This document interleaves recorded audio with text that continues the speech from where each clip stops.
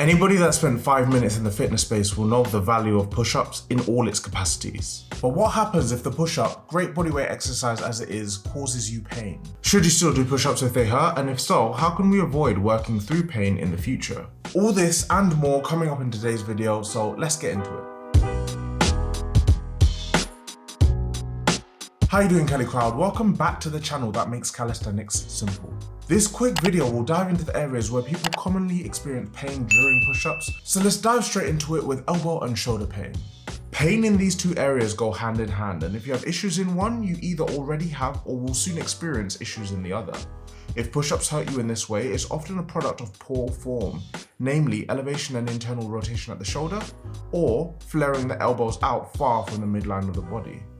When we make either or both of these mistakes, we encourage internal rotation at the shoulder, which over time, and coupled with the shearing forces needed to drive the push-up movement, will cause issues in the shoulder.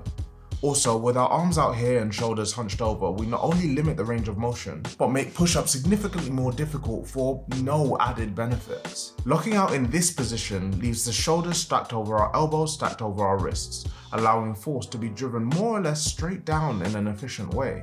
With arms flared out, locking out with a wider hand placement allows for the connective tissue at our elbows to be tested, a test that most people's elbows will not pass over the long term. Good push-up form dictates that we must depress our scapula, so get the shoulders away from the ears, in order to make sure that the chest and triceps are in the most optimal position to be worked effectively. And by keeping the elbows close to the body, we minimize the risk of placing unnecessary stress on our shoulder and elbow joints. The push-up also creates issues for our wrists though. The wrists are a small joint, but through constantly gripping and pushing and pulling, bodyweight training makes them take a lot of stress. If we lack the necessary mobility and wrist extension to perform the push-up, placing our bodyweight on them is probably not the best idea. The short-term fix for this is using parallettes to circumnavigate needing to lean on wrist extension at all. The longer-term fix though is to perform push-ups at an incline, so less weight is driven through the wrist. This allows us to work on our push-ups as well as our wrist mobility until such a point as we can perform the push-ups on the floor without wrist pain.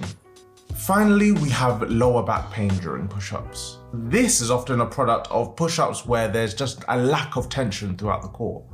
Not creating tension in the midsection means the spine drops into passive extension, leaving it at the mercy of gravity and the forces that the shoulders and arms produce during the push-up. This is a recipe for lower back pain and a pattern that we want to look to avoid. Instead, squeeze the glutes, brace the core, and maintain head to toe tension. Everything we've gone through today will help relieve pain during push-ups caused by these issues. But if push-ups seem more challenging knowing what you know now, then don't hesitate to scale them back. And if you want to understand how to make push-ups easier, then check out this video.